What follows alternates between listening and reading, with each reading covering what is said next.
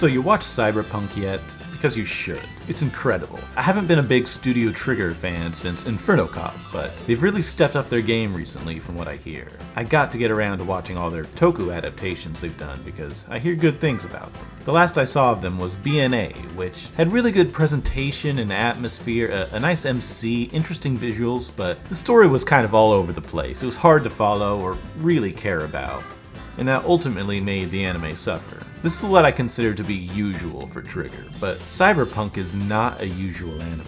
It was brilliant. Honestly, it's exactly what BNA probably wanted to be and should have been. It just, actually has writing. It doesn't just spoon feed you boring exposition every few minutes like your average low-effort tax evasion seasonal trash. But also, the music was pretty good.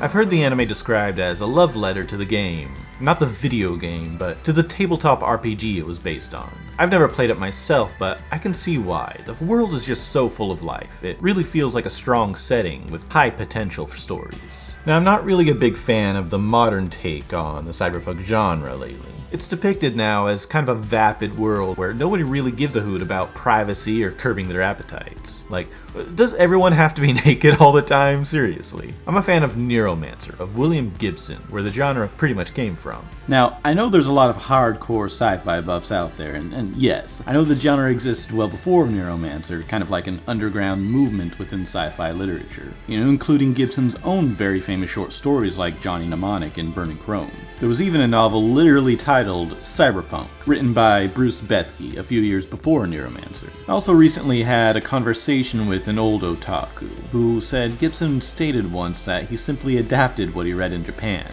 implying there were several Japanese cyberpunk stories before 1984 when the novel was released. I can't really find anything to back this up at this time, but this is a source I can trust who really know what he's talking about, so I thought I'd put it in here anyway. It's very true Gibson never really invented any genre. Neuromancer was just so incredibly popular and influential when it came out that it birthed what we consider cyberpunk today. Noir-style storytelling amid neon lights, which was borrowed from Blade Runner, of course, but it first made its appearance in the subgenre with Neuromancer. Interfacing with computer systems and hacking networks via jacking your brain into hardware. That's all Neuromancer. Augmented cyber body parts. Neuromancer. Corporations effectively running the world for profit through subtle and complex means was all Neuromancer. Anonymous cyberspace games affecting the world through memes. Yeah, that was also Neuromancer. The word cyberspace came from the novel. Neuromancer is what stamped down the early genre into a lasting set of ideas, which became what we consider the genre to be today. Gibson also inadvertently inserted his own particularities into the genre, specifically the themes of the addicting nature of technology and how the easy access to information psychologically affects people. His latest literary journey is titled The Idoru. One of the novel's characters is an otaku, and he's described as a pathological techno-fetishist with social deficit. They're reputed to spend all their time in their bedrooms with their computers. I need a computer. The otaku. Translation, shut-in, fanatic, geek. People so utterly obsessed with information that they become withdrawn from society. Information overload! It's a mainstay in cyberpunk these days, but that specifically came from Gibson. With the genre cemented down, there was just so many novels springing up trying to copy Gibson's style that the author of the novel Cyberpunk, Bruce Bethke, actually tried pushing for the followers of Gibson's style to be called Neuromantics instead of cyberpunks, both to divert it away from, and to coincide more with the new British punk rock movement of the time called the New Romantics. And who came up with that name, Neuromantics? This, however, it didn't catch on, and the Neuromancer style became the norm for cyberpunk. All this being said, I bring this up because before I started watching Edgerunners, I had this stodgy desire for everything in the genre just to reflect Neuromancer, which I love. And in that novel, it was specifically the fringe underground of the world he built where the story took place, and everyone did their creepy cyber stuff behind closed doors, you know? It was an otaku world. Gibson being obviously infatuated with the emerging otaku culture in Japan at the time, and this has influenced most of his novels. Yeah, that's right. Cyberpunk is a weeb genre. Over the course of watching the show, I had to shed this bias. I had to end the endless cycle of generational conflict. And over time, I started realizing more similarities than differences. Come to find out, the creator of the Cyberpunk tabletop game was inspired by everything but Neuromancer. It was even influenced by Bubblegum Crisis, if you believe Wikipedia. He had only read the novel afterwards, which is why the world isn't really Gibson-esque. It's a case of tertiary inspiration. But one thing that did pass into the anime at least is the common archetype of the Razorgirl. I love the Razorgirl. This concept has been done in pretty much every cyberpunk movie and is a mainstay in the genre at this point. And people recognize it even if they don't know the term. Lucy is the latest in a long legacy of this archetype. There comes a time when you're watching something where you know it's going to be something special. I already really liked episode 1, but for me, the moment I fell for the anime was episode 2.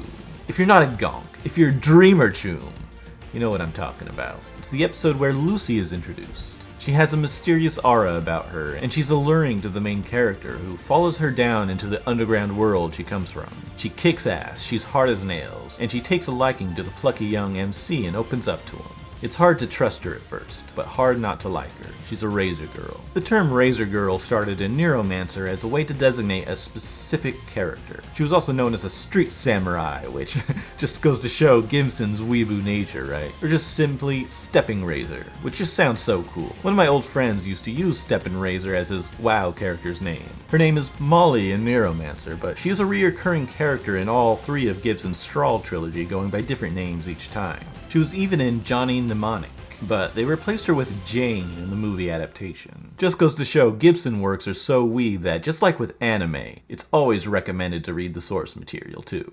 Molly has short hair, cybernetic mirror eyes, retractable razor blades implanted into her fingers, like Sasha in the Cyberpunk animated music video. Her role in Neuromancer is a bodyguard, but more importantly, she was the main character's link to the outside world. She's who gave Case the job from Armitage and set everything into motion. Case was like a hikikomori, jacked into his rig all day. Give the novel a read sometime, it's amazing. So over time, the concept of the Razorgirl evolved from Gibson's original character, as character archetypes generally do. Now, Razorgirl means less about the implanted finger razors and more about the function of the character itself and her quirks as a character. She often still has the short hair, a mysterious aura about her. She kicks gonk ass. But most of all, she has to have the function as the gateway for the hero into the underground, into a job. She's the dame who walks into the private eye's office late at night. But then over time, the two often fall into a physical and romantic relationship as the story progresses. In this way, Misaki from Welcome to the NHK fits in almost every way. It's a hikikomori story just like Neuromancer, and the novel is almost as good as Neuromancer. Sato is depressed and lonely and hooked on drugs he got from cyberspace. But then a short-haired girl knocks on his door and leads him into the outside world, for better or for worse. Like Case, Sato doesn't really get any better with his hikikomori tendencies, and Misaki ends up to be more trouble than she's worth. But in the end, the connection he found with her that he couldn't find as a cyber drug junkie leads him to be the hero she needs. It has the same story beats as every cyberpunk novel or movie I've seen, but it takes place in modern times, for when it was written. If you thought cyberpunk was really similar to modern living, this novel can really explain why way better than any other piece of media. And I don't even know if the author was a cyberpunk fan in the first place, he probably wasn't, but I highly recommend it anyway. On the exact other side of things, how Misaki excels at being the function of the Steppin' Razor without the kickin' ass part. Major in Ghost of the Shell excels at kickin' ass without the function of the archetype, since she's the main character this time. The Matrix had Trinity, who fulfills every role of the archetype. She just doesn't have the cybernetic enhancements like the nails and mirror eyes due to how the world works in those movies. But she's often wearing those sunglasses which offer the same effect. Armitage 3 had its take on the archetype, which this anime was literally named after a character in Neuromancer. In this, the Razorgirl is a full-bodied android like Major in Ghost of the Shell, and is the main driver of the plot.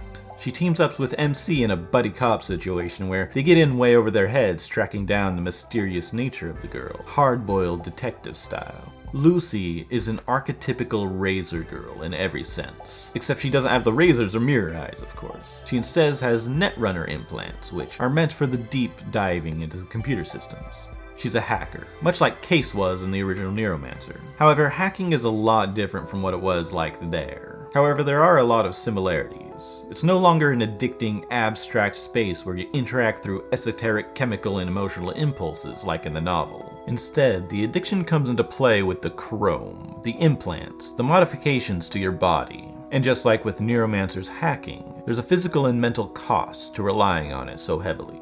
In this, the characters can do surface-level hacking through immediate accessible networks in the air somehow, which kinda looks and works like magic. So it's not an odyssey of emotional impulses and information like a Neuromancer, but how it's described in the book on a visual level is somewhat how you see in the anime. And in the blood-lit dark behind his eyes, silver phosphenes boiled in from the edge of space. Hypogonic images jerking past like a film compiled of random frames. Symbols, figures, faces. A blurred, fragmented mandala of visual information. His vision crawled with ghost hieroglyphs, translucent lines of symbols arranging themselves against the neutral backdrop of the bunker wall. He looked at the backs of his hands, saw faint neon molecules crawling beneath the skin, ordered by the unknowable code. He raised his right hand and moved it experimentally. It left a faint, fading trail of strobed after images. Nova Chum. I always wanted something like an animated Neuromancer adaptation, and this is nothing like it, but it has some similar concept I'd be looking for in an adaptation. You know, with its animation, with its presentation, with its atmosphere. Trigger outdid themselves with this one, seriously. Everything you see bleeds artistry. The colors of the neon lights are magenta and lime, two perfect contrasting colors. The effect of the Sandevistan. How the hacking looks like they're attacking people psychically with their mind. The shaking eyes to denote an altered perception when someone succumbs to cyberpsychosis. It's a beautiful anime that, while not too experimental and has some flaws, definitely with its presentation takes one more step in showing what's possible to portray inside a complete and well-packaged story.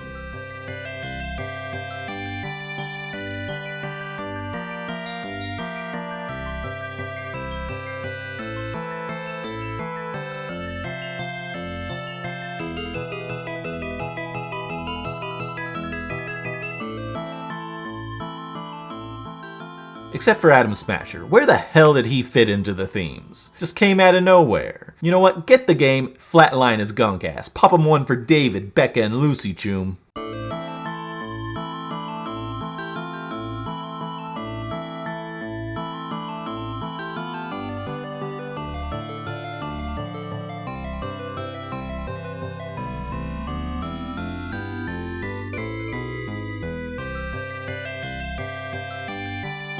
Take it easy, punks. せいぜい伝説ってやつにでもなりな。ありきたりのな。